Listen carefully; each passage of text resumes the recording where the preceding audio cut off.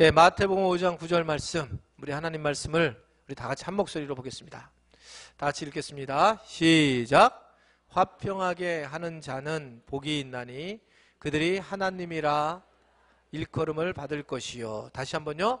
화평하게 하는 자는 복이 있나니 그들이 하나님의 아들이라 일컬음을 받을 것이며. 아멘.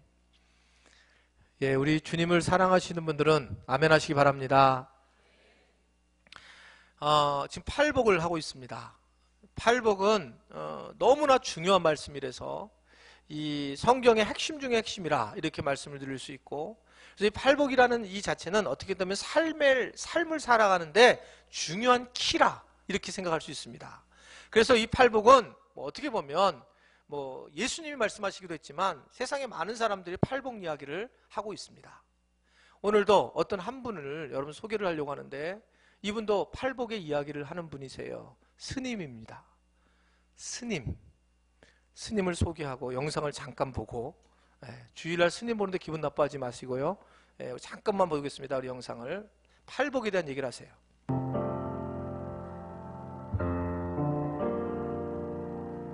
네. 안녕하십니까? 네네. 저는 스님의 명쾌한 답변을 듣고 싶어서 저희 언니들과 함께 왔는데요. 제가 대표해서 궁금한 거를 질문 드리겠습니다. 저는 내년이면 10년이 되는데 저희 친정 어머니께서 갑작스러운 사고로 돌아가셨는데요. 엄마를 49제로 절에서 모셨는데, 네. 우리가 이렇게 힘들 때나 지금도 마찬가지지만 시댁에서의 어떤 일이나 아니면 남편에 의해서 이렇게 힘들 때마다 친정 엄마를 생각하면서 저희 언니들과 함께 울기도 합니다. 제가 그때 극락왕생을 기도하면서 절을 많이 했는데요. 정말로 궁금한 건 정말 극락이 있는지 정말로 저희 엄마가 거기 계셔서 기다리고 계시는지, 정말 오늘 스님께 저희 세자매의 그런 희망스러운 답변을 듣고 가고 싶습니다. 그래 셋이 모아 그래 왔어요.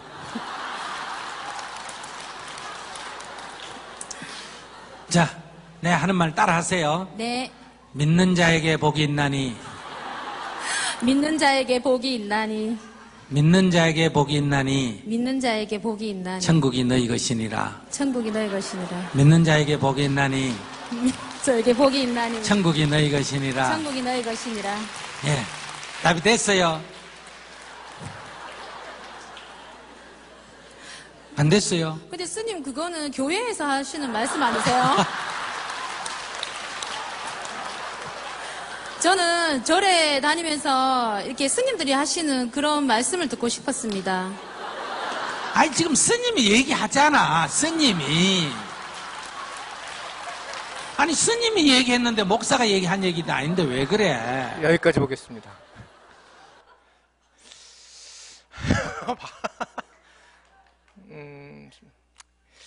이분이 유명한 스님이세요. 실제로. 근데 성경을 참 많이 보신 분이시라고 얘기를 하더라고요. 근데 스님도 팔복을 얘기해요. 팔복. 그래서 뒤에 좀 보게 되면 실제로 정확하게 알고 있어요. 실제로 그 팔복에 대한 해석을 아주 정확하게 하고 있는 걸 볼 수 있습니다. 자, 이 팔복이 스님도 좋아하는 팔복. 그러니까 이 팔복이 그렇게 중요한가? 중요하다는 거예요. 이 세상을 살아가는 방식에 복을 받고 살아가야 되는데, 하나님이 만드신 법칙이 있는데 그게 복의 법칙인데, 그 복의 법칙에 대해서 깨어난 사람들은 거의 알 수가 있는 건데, 오늘도 사실은 이 팔복에 대해서 7번째 말씀인데, 7번째 말씀도 굉장히 중요한 삶의 원리가 숨어져 있다고 하는 겁니다. 자, 오늘 7번째 복, 팔복 중에 7번째 복이 뭐냐? 다시 한번 우리가 읽고 말씀을 보겠습니다. 자, 한번 다시 한번 읽어보겠습니다. 화평하게 하는 자는 복이 있나니 그들이 하나님의 아들이라 일컬음을 받을 것이며. 아멘. 예, 오늘 말씀은 화평하게 하는 자는 복이 있다. 즉, 화평하게 하는 자는 복이 있는데, 이 복을 받는 사람들은 이거 어떤 복이냐면, 사람들이 뭐라고 했냐면 저 사람은 정말 하나님의 아들이구나, 이렇게 일컬음을 받게 됐다는 거예요. 그럼 어떤 사람이 하나님의 아들이라 일컬음을 받느냐? 성경을 들고 교회를 가는 사람이 아니요, 기도를 많이 하는 사람이 아니요, 헌금을 많이 하는 사람이 아니라 화평하게 하는 사람들, 세상에 나가서 화평하게 하는 사람들이 복을 받는 사람이고, 사람들이 손가락질하면서 저 사람은 정말 하나님의 아들 같구나, 이렇게 하나님의 아들이라 일컬음을 받게 된다라고 말씀하고 있는 거예요. 여러분, 화평하게 하는 자가 되시기를 바랍니다. 그래서 오늘 설교의 제목이 화평하게 하는 자가 하나님의 아들이 된다라는 말씀을 가지고 여러분들 말씀을 대할 때에 큰 은혜가 여러분들에게 임하기를 주님의 이름으로 축원해 드립니다.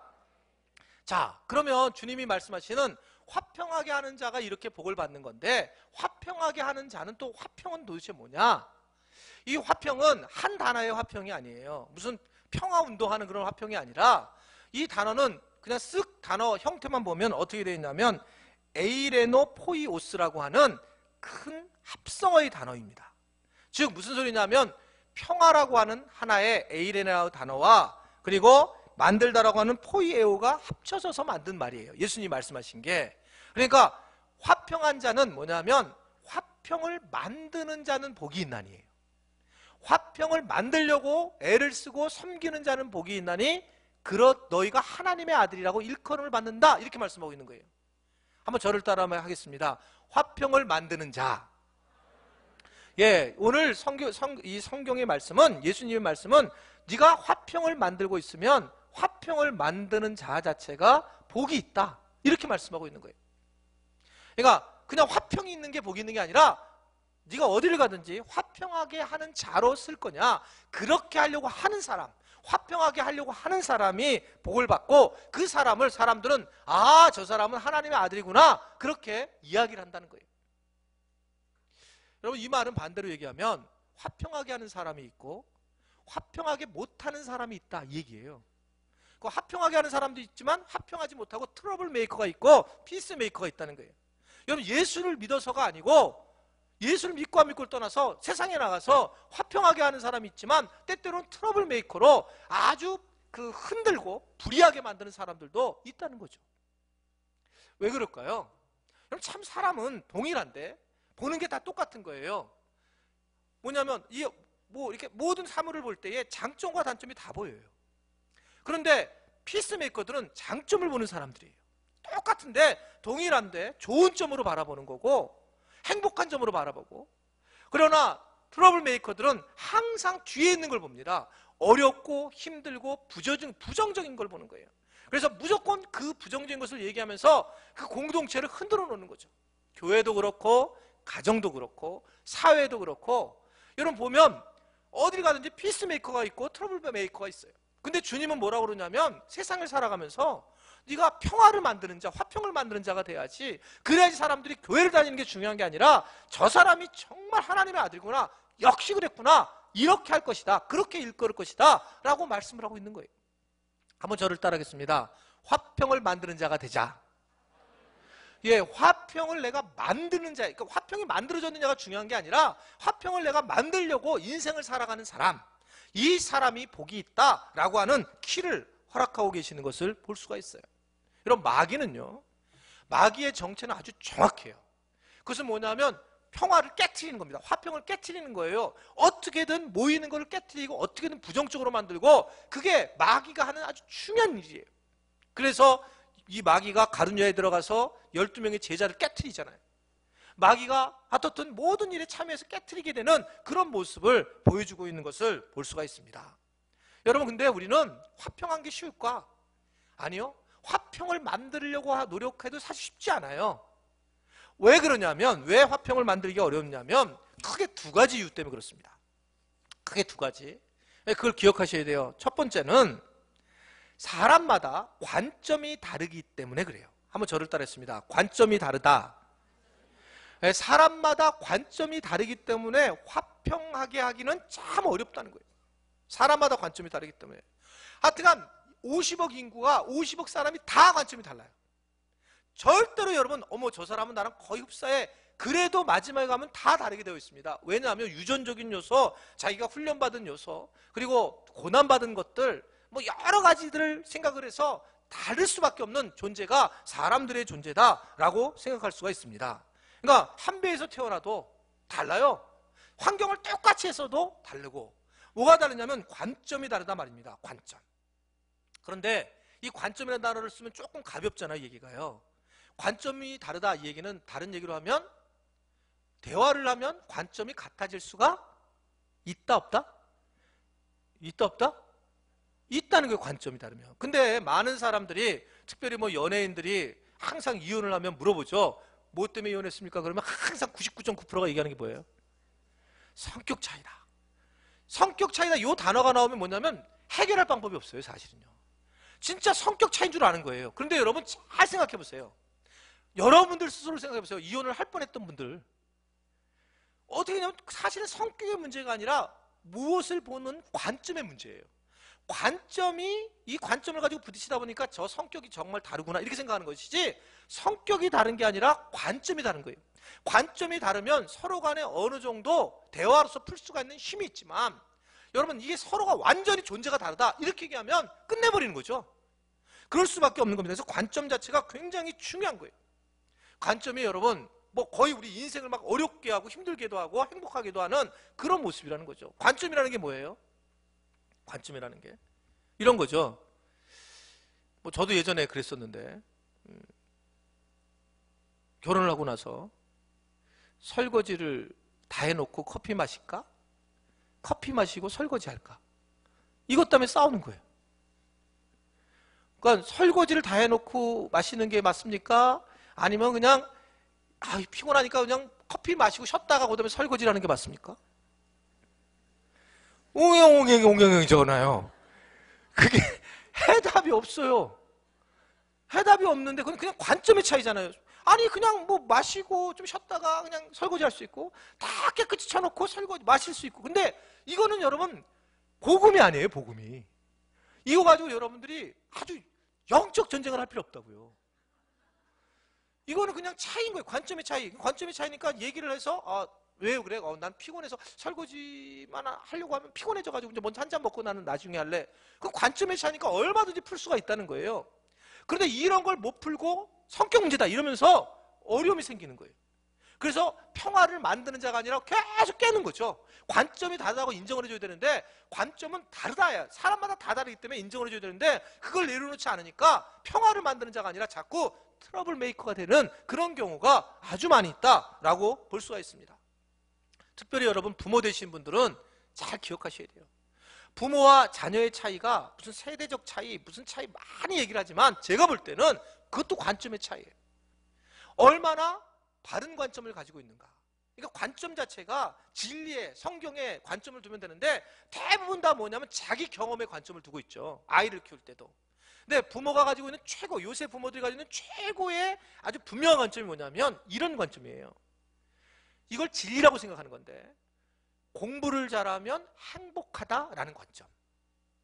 이거를 여러분 절대로 놓지 않는 거예요. 이걸 놓지 않으니까 아이를 무조건 공부를 잘 시키는 거예요. 여러분 물론 공부를 잘하면 행복해질 가능성이, 행복지수가 올라갈 가능성이 있어요. 가능성이.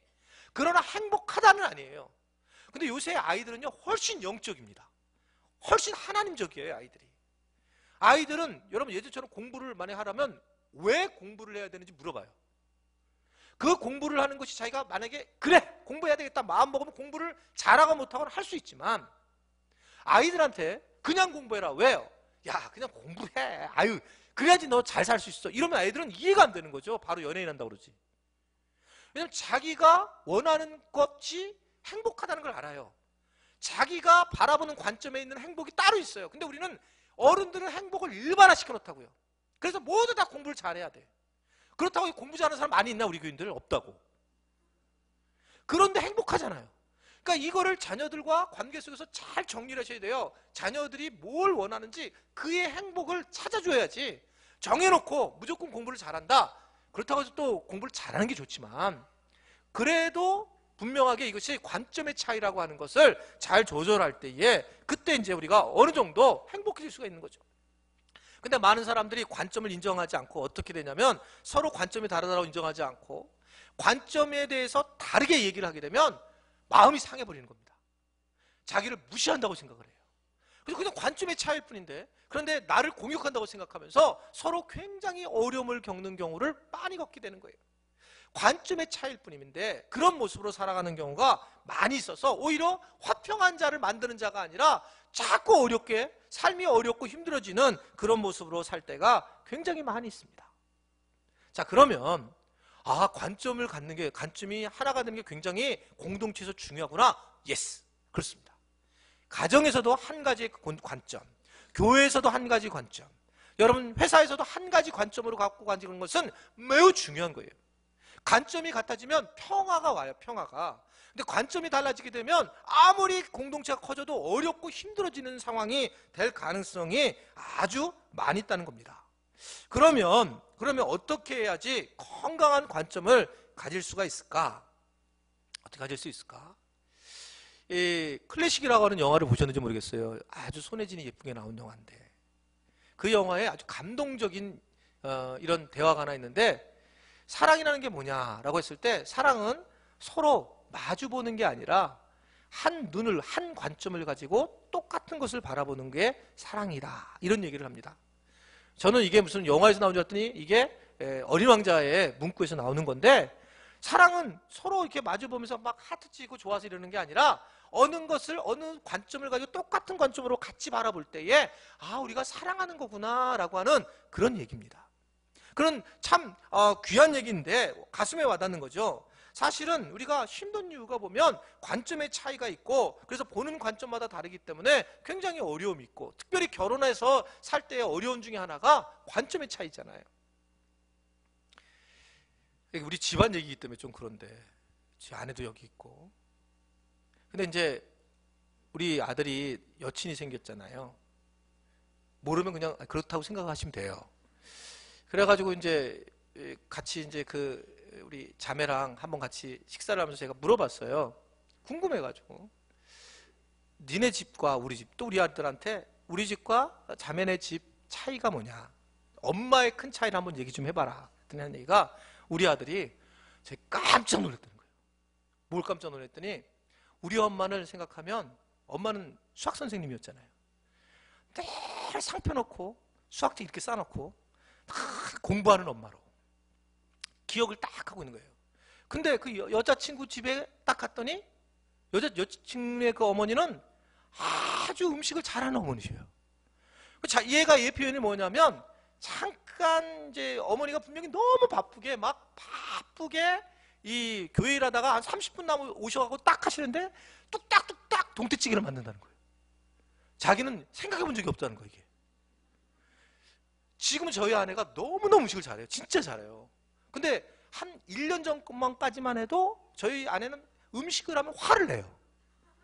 왜냐면 제일 잘하는 게 수학이었고 제일 힘들어하는 게 음식이니까. 그러니까 우리는, 아들이나 나나 음식하면 위축이 돼요, 좀 약간. 근데 이제 얘가 갔더니 그쪽 집 갔더니 그 어머니가 쓱싹쓱 하는 걸 보고, 와, 놀랬다는 거예요. 자기는 정말 놀랬다는 거예요. 반대 입장에서, 자매 입장에서도 우리 집을 보면 또 놀랄 수 있다는 거예요. 제가 이걸 다 얘네들 얘기를 들으면서, 결혼하기 전에 정말 사귀어보고 결혼해야지. 훈련을 받고 관점을 맞추지 않으면, 왜냐하면 어머니 상이 서로 달라요. 그 어머니 상을 서로 하나를 묶어서 결혼을 해야지 이게 건강하고 편할 수 있지, 이걸 따로따로 와가지고 결혼하고 나서 맞추려고 하면 이미 내 거가 됐기 때문에 이게, 이 관점이 맞아지기가 굉장히 어려워진다는 것을 이번에 아이들을 통해서 알게 되었습니다. 즉, 애들이 잘 살려면 관점이 하나가 돼야 되는 거죠. 여러분, 교회도 마찬가지입니다. 교회라고 하는 이 공동체는 진짜 말 많은 공동체일 가능성이 너무너무나 많은 거죠. 여러분 보잖아요. 우리 정말 세상의 공동체가 다 묶어주잖아요. 70 나이 먹은 분들이 모인, 어르신들이 모인 곳은 경로당. 그렇잖아요. 딱 정해지잖아요. 뭐 몇 살 밑에는 어디, 그리고 무슨 뭐 향후회면 어디 향후회. 그렇지만 교회는 학벌, 지연 뭐 아무것도 없어요. 그러니까 교회 전체가 다 막 소리를 낼 수 있고 관점이 다양할 수 있단 말입니다. 우리 교회는 정말 하나님의 은혜로 하나의 관점을 가지게 된 것이 주님의 축복인 줄을 믿으시기를 바랍니다. 우리가 무슨 우리 관점을 갖고 있냐면, 우리 교회가 선교에 대한 관점이 있어요. 선교도 막연하게 아니라 발칸반도를 품었다라고 하는 이 관점은 제가 이렇게 지나면서도 흐뭇해요. 그냥 발칸만들을 발견해서도 아니고 선교를 해서도가 아니라 우리 교회가, 우리 교인들 전체가 이 많은 교인들이 함께 방향을 같이 가고 있다. 같은 관점을 가지고 있다. 이 자체가 축복이라는 것을 여러분 믿으시기를 바랍니다. 여러분 관점 자체가 전부 하나가 같이 간다는 것은 이건 대단한 큰 축복이거든요. 관점이 있다는 게 그것이 한 공동체를 이루는 핵심 부분이기 때문에 아주 중요한 그런 부분이다. 이렇게 볼 수가 있습니다. 자, 그러면 정말 그러면 우리는 어떤 한 가지 관점을 가지고 사는 게 맞을까? 인생을 여러 상황이 다른 그런 관점들이 있는데 어떤 관점을 가지고 사는 것이 맞을까?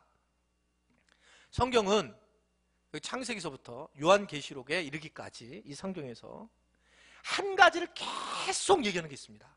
그게 뭔지 아냐면 한 가지 관점을 가지고 살라는 거예요. 한 가지. 여러 얘기가 있고 아주 구체적으로 얘기한 부분이 성경에 뭐 그렇게 많지는 않지만 그래도 꽤 많지만 그러나 창세기부터 이 요한계시록까지 계속 성경이 관점을 얘기하는 하나가 있는 게 뭐냐면 한번 저를 따르겠습니다. 하나님을 영화롭게 하라. 그 관점으로 살아가는 거예요. 하나님을 영화롭게 하는 관점을 갖고 사는 거예요.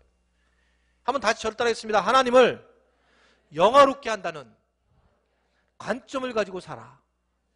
예, 모든 게 하나님을 영화롭게 하나님께 영광을 돌려야 되겠다. 이런 마음을 가지고 살면 분명하다는 게 관점이에요. 이 관점이 흔들리면서 여러 가지 어려움을 겪는다는 거예요. 실제로 사도 바울은 고린도 교회에 고린도전서 10장 31절에 보면 고린도 교회에다가 이렇게 얘기를 하죠. 다 아는 얘기입니다만 한번 한 구절 한 구절 가슴에 와닿게 여러분 읽어보세요. 자, 시작. 그런즉 너희가 무엇을 먹든지 마시든지 무엇을 하든지 뭐라고요? 다 하나님의 영광을 위하는 거예요. 다. 모든 것에 다. 모든 게 다예요? 다 하나님의 영광을 위하는 거예요. 이거를 여러분 합의하시면 안 되고 진짜 모두 다 하나님의 영광을 위해서 하는 거야? 밥 먹는 것도? 일하는 것도? 그러면 내가 호흡하는 것도? 화장실에 가는 것도? 내가 노는 것도? 다 하나님의 영광을 위해서 하는 그런 분명한 관이 있어야 된다는 거예요. 관. 이 관을 가지는 것이 굉장히 중요한 부분이다 라고 하는 것을 볼 수가 있습니다.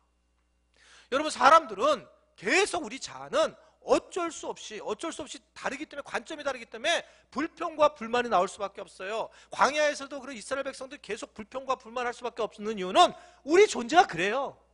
우리는 이 관점 자체를 만약에 안 바꾸면 내 중심 관점으로 가지게 되면 불평과 불만을 하는 거예요. 그냥요. 그러니까 내내 이스라엘에서 여러분 상상할 수 없잖아요. 메추라기와 만나를 그냥 먹고 나는데도 이스라엘 백성들이 계속 입이 이만큼 나팔같이 나와가지고 맨날 불평과 불만을 하는데 이게 우리예요. 우리 얘기. 우리 자신들의 얘기입니다. 근데 이게 왜 안 바뀌지냐면 관점이 안 바뀌면. 관점이. 이번에 이제 이 평신도 사역을 다시 좀 정리를 좀 하고 있어요. 좀. 근데 우리 평신도 사역자들 그래서 꽤 오래간만에 만나서 이야기를 딱 하니까 이제 이분들이 같은 평신도들인데 평신도를 이제 같이 이렇게 잘 다스려야 되니까 그분들 이야기를 듣는 거예요. 여러분 교회를 섬기고 열심히 섬기는 분들의 이야기가 진짜 교회 안에서 아주 중심에 서서 열심히 섬기는 분들이 무슨 얘기를 많이 할 것 같아요? 난 정말 주님 때문에 일해서 너무 막 하루 일주일 5일 나와서 너무 행복해요. 목사님들은 월요일 날 서도 나는 우리는 6일까지 나와 6일까지 월요일까지 너무너무 행복해 이럴 것 같아요? 전혀 그렇지 않아요. 여러분 교회를 열심히 하면 할수록 입이 이따만큼 나와요. 열심히 하면 여러분 열심히 하는데 왜 입이 이만큼 나올까요? 그러니까 딴 분들이 이 평신도 지도자들이 이걸 바라보면 너무 마음이 힘든 거예요. 왜냐하면 입이 이만큼 나온 것만 보이니까. 그런 분들이 막 나는 하루 일주일에 막 7번 나오니까 너무너무나 행복해 이렇게 말하는 분이 없으니까 제가 얘기했어요. 걱정하지 말라고. 아마 좋아하는 거 많을 거라고. 근데 그런 사람들이 좋아한다고 얘기하지 않을 거라고. 그냥 계속 힘든 얘기를 할 거라고. 그러면서 제가 위로를 했어요. 그런데 여러분 생각을 해보세요. 한번요. 이왕 일을 하는 거 여러분 자기를 드러내서 일을 하게 되면 진짜 내가 그냥 교회 와서 일을 하게 되면 어렵죠. 근데 내가 하나님의 영광을 위해서 한다면 입이 나올 이유가 없어요. 아멘이세요? 하나님의 영광을 위해서 내가 뭔가 섬기고 있다면 입이 나올 이유가 없는 거죠. 힘들면 하나님의 영광이 드러나는 건데 내가 힘들수록 내가 괴롭고 고통스러울수록 하나님께 더 드리는 거고, 그러니 하나님 더 영광 받아주세요. 이렇게 얘기하는 거죠. 내가 정말 어렵고 힘들어요. 정말 속상해요. 그럴수록 이런 자리가 하나님의 영광을 드러내는 자리구나. 그래서 오히려 더 하나님께 영광을 돌리는데, 그러니까 우리가 부정적이고 비판적인 얘기를 할 수가 없죠. 여러분 잘 하셔야 돼요. 섬기는 분들 특별히 이야기를, 오히려 교회를 더 깊게 섬기면 그럴 가능성이 있다는 거예요. 또 여러분 이러면 교회 무슨 일 있나? 없어요. 막 짚지 말고, 그런 게 아니라 그냥 말씀을 드리는 거예요. 화평하게 만드는 자가 돼야 되는데, 이게 우리가 오토매틱으로 화평하게 만드는 자가 안 된단 말입니다. 왜? 관점이 안 달라졌기 때문에. 하나님의 영광을 위해서. 누군가 와가지고 여러분 정말 고생할 때 딱 와가지고 집사님 너무너무 수고가 많아요. 그러면요, 저는 옆에서 씩하고 웃고 가는 게 많은데 툭 나오는 얘기가 애들이 그냥 12시에 들어오는데, 이 말 딱 나와요. 애들이 12시에 나오는데 12시에 오는데 어떻다고. 근데 자기는 집에는 못 가고 여기서 열심히 섬기고 있다는 거죠. 마음이 힘들죠. 그러니까 내가 대가집을 하고 있다, 이 얘기를 하고 싶은 거예요. 그래서 우리 교회에서 가르쳐준 게 뭐예요? 그 단어가 뭐예요? 주님이 하셨습니다. 한번 저를 따르겠습니다. 주님이 하셨습니다. 안 하신 적도 있는 것 같아요. 그래도 그냥 주님이 하셨습니다 라고 하는 것이 훨씬 더 자기를 가려요. 자기의 영광을 가린단 말입니다. 오늘 찬양대 인원은 되게 적은데 찬양 너무 잘했어요. 인원은 왜 이렇게 하여튼 광고하면 줄어들어. 근데 찬양은 너무 잘했어요, 오늘. 그죠? 그럼 이러면 뭐라고 했냐면 이러면 안 된다는 거야. 이러면 주님이 하시는 거죠. 그냥 주님이 하십니다. 그러면 우리가 중간은 가고, 어떻게 생각하면 입 바른 말이지만 그냥 그 중간이 가는 모습을 쓸 수 있다는 거예요. 여러분, 하나님의 영광을 위해서 내가 살아야 되겠다. 내가 모든 것인 간의 관점을 하나님을 영화롭게 하는 마음으로 살아야겠다는 것을 믿으시기를 바랍니다. 이것이 아주 중요한 부분인 거예요. 두 번째는, 화평한 자가 되기가 왜 어려웠냐면, 두 번째는, 한번 저를 따르겠습니다. 욕심이 많기 때문에. 우리 자아가 욕심이 정말 많기 때문에 그래요. 여러분, 욕심을 무조건 나쁜 거로 볼 수 없습니다. 그러니까 우리가 태어나서 이미 욕심이 우리 안에 있어요. 그러니까 우리가 욕심을 버리려면 죽어야 돼요, 사실은요. 사람마다 다 욕심 덩어리입니다. 이 욕심이 우리 존재라고도 볼 수 있어요. 이 욕심이.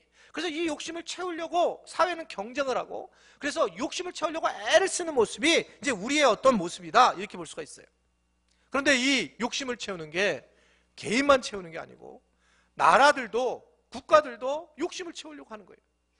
요새 여러분 세계 이렇게 현대 돌아가는 걸 모습 보게 되면 놀랍지 않아요?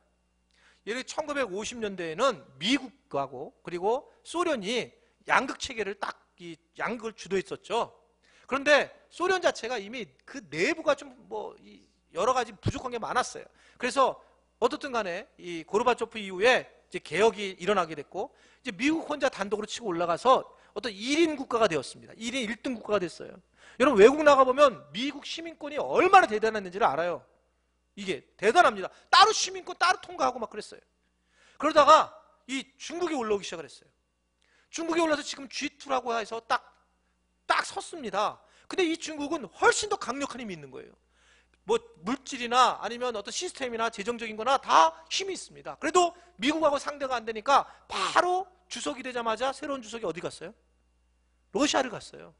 러시아 가서 힘의 균형을 딱 이루려고 해서 그 힘을 갖고 다시 대등한 입장이 됐고, 이 둘은 지금 여러 가지 데서 붙고 있어요. 여러 군데서. 왜냐하면 국가적 이득, 국가적 개인적 욕심 때문에 부딪힐 수밖에 없어요. 그래서 아프리카 같은 데서 중국이 계속 진출을 하고 있고, 그리고 또한 어느 곳, 이 동남아시아 쪽에서도 부딪히고 있고, 지금 한반도도 굉장히 전쟁 위협이 오고 있는데, 물론 북한이 난리치고 있지만 여러분 전체 구조를 쭉 보게 되면 이것도 지금 사실 G2의 문제가 상당히 여기 걸려져 있는 거예요. 우리가 이 안에 있으니까 모르는 거지, 사실은 미국이 막 무기가 오고, 그럼 이제 중국이 대상아 불러갖고 한마디 하고, 그리고 계속 이 안에서 한반도 전체 내에서 이런 G2의 어떤 갈등 구조가 또 여기 있는 거예요. 그러니까 물론 어떻든 이 북한 김정은이 문제가 많지만, 그렇지만 이러한 문제들이 숨어져 있는 것은 왜 그러냐면 어쩔 수 없이 국가별로도 이기적인 그런 개인 욕심들이 당연히 있기 때문에 그럴 수밖에 없다는 겁니다. 여러분, 사람이나 이 국가나 다 똑같아요. 뭐가 똑같냐면 다 욕심이 있는 거예요. 정욕이 있는 겁니다. 아이, 성경에 그런 말씀 있어요? 있습니다. 야고보서 4장 1절에 보면, 자, 싸움하고 다툼이 어떻게 일어났는지 한번 얘기를 하고 있어요. 야고보가, 자, 시작. 너희 중에 싸움이 어디로부터, 다툼이 어디로부터 나느냐?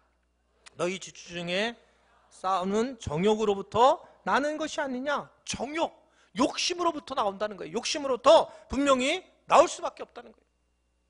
여러분, 우리가 원든 원치 않든 간에 이러한 욕심들이 숨어져 있는데, 이것이 예수 그리스도의 은혜로 채워져야 되는데, 이 욕심이 내 욕심으로 채워진다면 이것은 우리가 예수님을 믿고도 여전히 트러블 메이커로 살아갈 수밖에 없다, 이렇게 볼 수 있는 거예요. 제가 초기에 제가 갈등했던 게 뭐냐면, 전 목사잖아요. 자, 목사가 설교하면 하나님의 일입니까, 아닙니까? 몰라요? 하나님의 일이에요, 아니에요? 예, 제가 설교 준비하는 게 하나님의 일입니까, 아닙니까? 제가 건강하기 위해서 운동하는 일이 하나님의 일입니까, 아닙니까? 예? 제가 좀 더 설교를 열심히 준비하고 그래서 몸이 건강해져야지, 그래야지 제가 설교를 잘하니까 맛있는 소고기를 먹는데 이거 하나님의 일입니까, 아닙니까? 아주 심하게 갈등했어요, 제가요. 뭐가 하나님의 일이지? 이 갈등이 심한 거예요. 그러면서 목회를 하면서는 아주 순간적으로 어떻게 되냐면, 하나님의 일이라고 하는 부분이 굉장히 중간중간에 끼기 때문에 이 자아가 통째로 흔들려요. 제가 가지고 있는 이제 큰 장점은, 이제 고민을 하면서 하나님 일과 내 일을 조금씩 구분을 하기 시작을 했어요. 근데 여러분, 이게 이제 목사님들을 만나잖아요. 친구 목사님들을 만나면 진짜 여러분, 뭐 큰 교회를 하든 작은 교회를 하든 개척교회를 하든 시골교회를 하든 이것은 하나님의 일을 하는 거잖아요. 저도 이 목회를 지금 하나님의 일을 하는 거고, 뭐 저는 뭐 교인들이 많으면 기쁨이 있지만 다른 목사님보다 훨씬 덜해요. 제 장점이라고 얘기했잖아요. 왜 그러냐면, 저는 이건 하나님의 일이니까, 하나님이 하시는 일인데 뭐 내가 뭐 기뻐할 일이 뭐가 있을까? 사실은 조금 있지만 그렇게 다른 목회자들보다 많지 않아요, 저는요. 왜냐면 이건 하나님의 일인데, 실패도 하나님 일이고 하나님이 하셔야 될 것이다, 이렇게 생각하고 있기 때문에. 근데 이제 목사님들을 만나면 아무런 생각 안 하고, 저는 이제 이게 하나님의 일이니까, 교회가, 아유, 어저께 우리 교회에 한 명도 등록 안 했다? 그러면 다 하나님이 하시는 목사님이잖아요. 근데 그분들이 얼굴이 갑자기 좋아져요, 이렇게 싹. 그리고 내가 이번 주에 우리 교인들이 이게 한 7가정이나 등록을 했어. 그러면 아무도 데리고 없어요. 아무도 데리고 없어요. 그래서 저는 정말 그걸 빨리 눈치를 못 챘어요. 왜냐하면 이게 다 하나님의 일이니까. 네가 하는 일도 하나님 일, 내가 하는 일도 하나님 일, 교회를 섬기는 일인데 인원이 많고 적고 문제가 아니라 그냥 교회 사장을 얘기를 하는 건데, 이렇구나. 여러분, 목사님들도 실질적으로 욕심이 있단 말입니다. 목회 안에 욕심이 숨어져 있단 말입니다. 지금은 어떻게 하냐면, 목사님 친구들 만나면 우리가 절대 얘기 안 하는 게 뭐냐면, 얘기하면 큰일 나는 게, 교인 몇 명 모이냐, 절대 목에 칼이 들어와도 안 물어봐요. 게다가 올해 새 가족 몇 명 들어왔냐, 절대 물어보지도 대답하지도 않아요, 지금. 왜 그러냐면, 그걸 얘기하는 순간에 갑자기 펭귄들이 놀아요. 쫙. 니 잘났다, 이거로. 근데 이게 하나님의 일이잖아요, 사실은요. 하나님의 일인데도 이 목회 안에 개인적인 이런 마음들이 끼어 있다는 거죠. 욕심이 끼어 있다는 거예요. 그러니까 참 이게 애매하고 어려운 일이다라는 겁니다. 그러면 이게 어떻게 해야 될까? 이 욕심을 어떻게 하면 줄일 수 있을까? 크게 두 가지가 있는데, 이것을 하고 말씀 마칠게요. 자, 어떻게 하면 내가 우리 욕심을 줄이고 진짜 피스메이커, 평화를 만드는 자가 돼서 우리가 복을 받을 수 있을까? 첫 번째는 해결책은, 한번 저를 따르겠습니다. 일은 비판해도 사람은 비판하지 말자. 일은 비판을 해도 사람은 비판하지 말자. 이 얘기가 좀 어려울 수 있지만 또 쉬울 수 있습니다. 우리 교회 훈련을 잘 하신 분들은 쉽게 얘기할 수 있는데, 사람은 존재적인 것과 소유적인 사람이 있어요. 그러니까 존재적인 거다, 이것은 그냥 존재로만 살아가는 거예요. 나는 하나님의 자녀야, 아멘, 감사하다, 그냥 이것으로 행복하게 살아가는 사람. 소유적인 사람은 월급이 늘었네. 나는 지금 뭐 돈이 많아졌네. 또는 진급했네. 소유적인 사람이 그런 사람들이에요. 둘이 이렇게 살아가게 되는데 이 둘을 잘 구별하는 게 중요해요. 그러니까 영적인 지혜를 가진 사람은 이 둘, 소유와 존재를 잘 구별을 해서 이 구별을 내가 존재적인 행복을 누리는 사람들, 소유는 부족해도 또 소유가 있으면 감사하기도 하고 그것을 누리는 사람들이 굉장히 영적으로 지혜로운 사람이에요. 소유와 존재를 구별할 줄 아는 사람. 이것이 자, 그런 것을 생각을 하면 어떤 거냐? 모든 관계를 할 때에 소유와 존재를 구별할 줄 알아야 된다는 거예요. 자, 싸움을 할 때도 마찬가지고, 아니 다른 사람의 공동체 관계 속에서 예수를 믿는 우리가 어떻게 살아야 될까 그랬을 때 소유와 존재를 구별해서 대화하고 이야기하는 법을 알아야 된다는 겁니다. 그러니까 소유를 하는 것은 뭐냐면, 자, 이런 거죠. 이런 거예요. 부부를 예를 들면 아내가 청소를 안 해요. 안 해도 너무 안 해요. 정말 지긋지긋하네요. 그러면 보통 이제 남편이 뭐라고 얘기해야 되느냐면, 청소를 그렇게 안 해. 청소 좀 해. 청소 좀 해. 좀 이렇게 하면 아내가 화가 거기서 나지 않아요. 청소 얘기니까. 이게 뭐냐면 소유적인 두잉에 대한 얘기예요. 근데 거기에 존재, 비잉으로 넘어가서 청소를 안 하냐, 넌 애가 머리통이 썩었다. 그래가지고 갑자기 청소하는 것뿐인데 꽉 존재를 가슴을 빵 치는 거예요. 그러니까 여기가 그냥 갑자기 뻥 뚫리면서 한 방 더 죽이는 것은, 근데 대파 하나 쏘는 거는 뭐냐면 니네 어머니도 그렇더니만. 만약 이렇게 되면 그냥 세계대전이 일어나는 거예요. 그러니까 이게 똑같은 얘기인데 왜 그러냐면 이게 지혜가 없는 건데, 이 사람이 일에 대해서는 우리가 얼마든지 얘기할 수 있어요. 여러분, 내가 속한 공동체에서 얼마든지 이 일은 얘기할 수 있고 비판도 할 수 있어요. 그런데 이 일을 비판하다가 사람을 비판하게 되면 여러분, 그건 우리는 트러블 메이커가 되는 거지 피스 메이커가 되지 않아요. 그러니까 이게 잘 구별하셔야 돼요. 여러분, 제가 제일 싫어하는 인간들이 뭐냐면 교회 바깥에서 교회를 공격하는 사람들이에요. 그것은 여러분, 내가 교회 안에서는 얼마든지 저는 비판할 수 있다고 생각해요. 왜냐하면 자기가 포함되어 있어서. 근데 바깥에 가지고 그냥 교회를 공격하는 사람들은 거의 다 교회 안으로 다시 못 들어와요. 근데 내가 그 안에 있어서 얼마든지 비판을 할 수 있고 그렇게 할 수 있죠. 그런데 그거를 가지고 내가 존재적으로 공격을 해서는 결코 안 된다는 거예요. 그냥 그거로 공격해야 될 문제다라고 볼 수가 있다는 겁니다.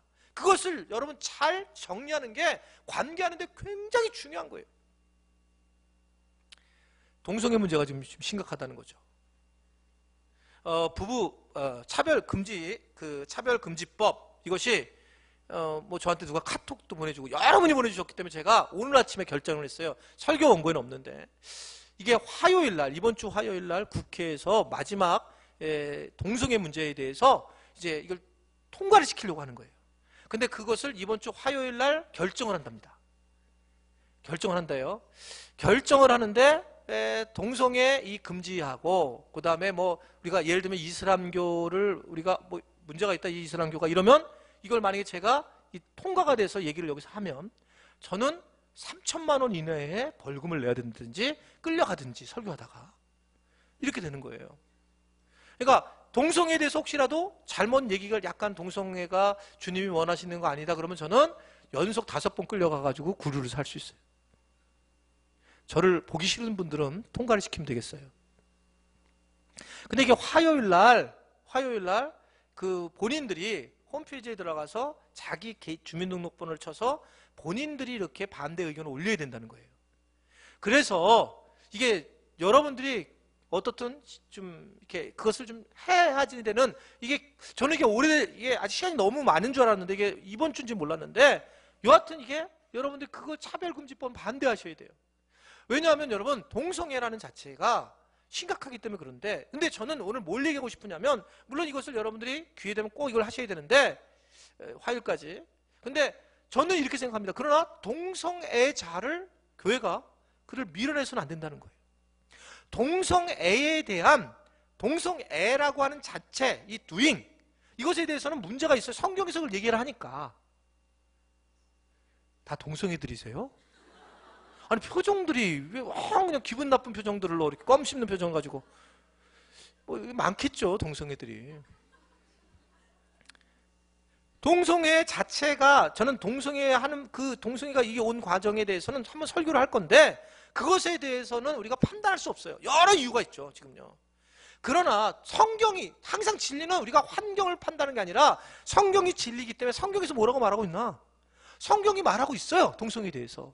그러나 동성애자는, 동성을 하는 사람은 여러분, 우리가 그분에 대해서는 판단하면 안 된다는 거예요. 아시겠습니까? 교회가 그분들을 받아들여야죠. 그래서 동성애 예배를 따로 드리든지.